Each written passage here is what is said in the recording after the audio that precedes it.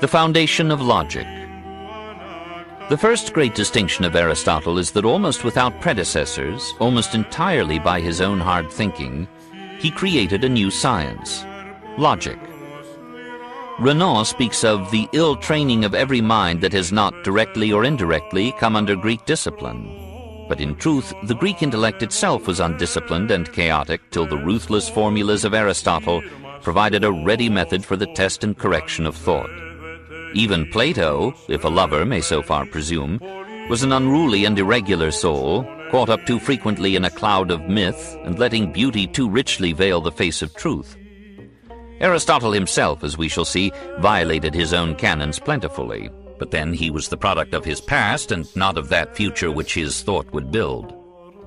The political and economic decay of Greece brought a weakening of the Hellenic mind and character after Aristotle, but when a new race, after a millennium of barbaric darkness, found again the leisure and ability for speculation, it was Aristotle's organon of logic, translated by Boethius, 470 to 525 AD, that became the very mold of medieval thought, the strict mother of that scholastic philosophy which, though rendered sterile by encircling dogmas, nevertheless trained the intellect of adolescent Europe to reasoning and subtlety, constructed the terminology of modern science, and laid the basis of that same maturity of mind which was to outgrow and overthrow the very system and methods which had given it birth and sustenance. Logic means simply the art and method of correct thinking. It is the logi, or method of every science, of every discipline and every art. And even music harbors it. It is a science because, to a considerable extent, the processes of correct thinking can be reduced to rules like physics and geometry, and taught to any normal mind. It is an art because by practice it gives to thought, at last, that unconscious and immediate accuracy which guides the fingers of the pianist over his instrument to effortless harmonies. Nothing is so dull as logic, and nothing is so important.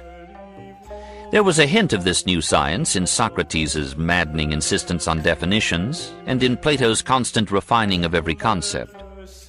Aristotle's little treatise on definitions shows how his logic found nourishment at this source. "If you wish to converse with me," said Voltaire, "define your terms." How many a debate would have been deflated into a paragraph if the disputants had dared to define their terms.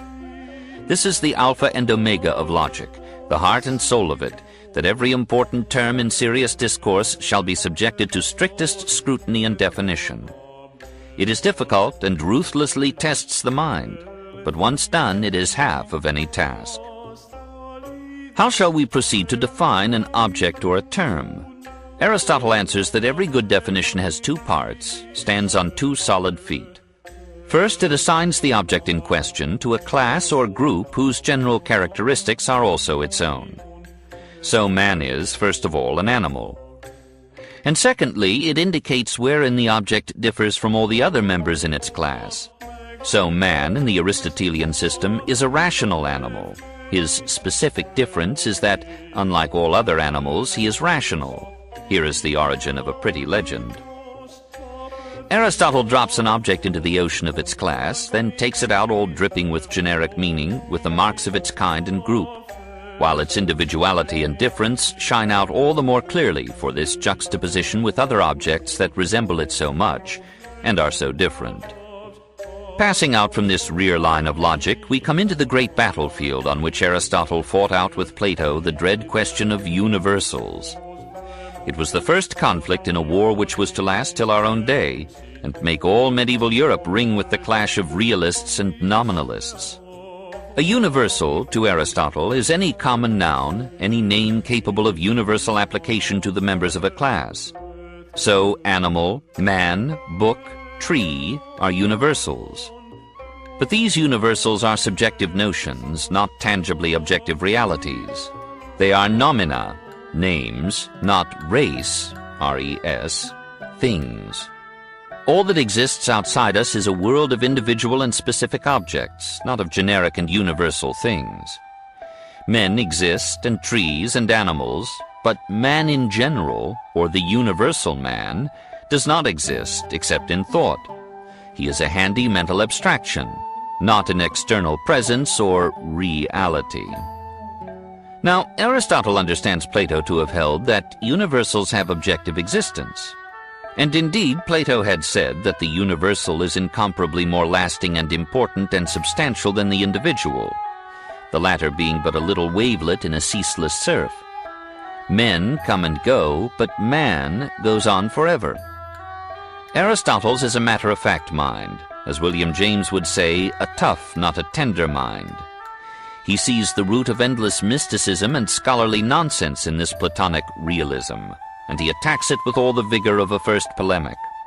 As Brutus loved not Caesar less, but Rome more, so Aristotle says, Amicus Plato, sed magis amica veritas. Dear is Plato, but dearer still is truth. A hostile commentator might remark that Aristotle, like Nietzsche, criticizes Plato so keenly because he is conscious of having borrowed from him generously. No man is a hero to his debtors. But Aristotle has a healthy attitude, nevertheless. He is a realist almost in the modern sense. He is resolved to concern himself with the objective present, while Plato is absorbed in a subjective future. There was, in the Socratic Platonic demand for definitions, a tendency away from things and facts to theories and ideas, from particulars to generalities, from science to scholasticism. At last, Plato became so devoted to generalities that they began to determine his particulars, so devoted to ideas that they began to define or select his facts. Aristotle preaches a return to things, to the unwithered face of nature and reality. He had a lusty preference for the concrete particular, for the flesh and blood individual. But Plato so loved the general and universal that in the Republic he destroyed the individual to make a perfect state. Yet, as is the usual humor of history, the young warrior takes over many of the qualities of the old master whom he assails. We have always goodly stock in us of that which we condemn. As only similars can be profitably contrasted, so only similar people quarrel, and the bitterest wars are over the slightest variations of purpose or belief. The knightly crusaders found in Saladin a gentleman with whom they could quarrel amicably, but when the Christians of Europe broke into hostile camps, there was no quarter for even the courtliest foe. Aristotle is so ruthless with Plato because there is so much of Plato in him. He too remains a lover of abstractions and generalities, repeatedly betraying the simple fact for some speciously bedizened theory, and compelled to a continuous struggle to conquer his philosophic passion for exploring the Empyrean. There is a heavy trace of this in the most characteristic and original of Aristotle's contributions to philosophy, the doctrine of the syllogism. A syllogism is a trio of propositions of which the third, the conclusion, follows from the conceded truth of the other two, the major and minor premises. E.g., man is a rational animal, but Socrates is a man, therefore Socrates is a rational animal. The mathematical reader will see at once that the structure of the syllogism resembles the proposition that two things equal to the same thing are equal to each other. If A is B and C is A, then C is B. As in the mathematical case, the conclusion is reached by cancelling from both premises their common term, A. So in our syllogism, the conclusion is reached by cancelling from both premises their common term, man, and combining what remains. The difficulty, as logicians have pointed out from the days of Pyrrho to those of Stuart Mill, lies in this, that the major premise of the syllogism takes for granted precisely the point to be proved. For if Socrates is not rational, and no one questions that he is a man, it is not universally true that man is a rational animal. Aristotle would reply, no doubt, that where an individual is found to have a large number of qualities characteristic of a class, Socrates is a man, a strong presumption is established that the individual has the other qualities characteristic of the class, rationality. But apparently the syllogism is not a mechanism for the discovery of truth so much as for the clarification of exposition and thought.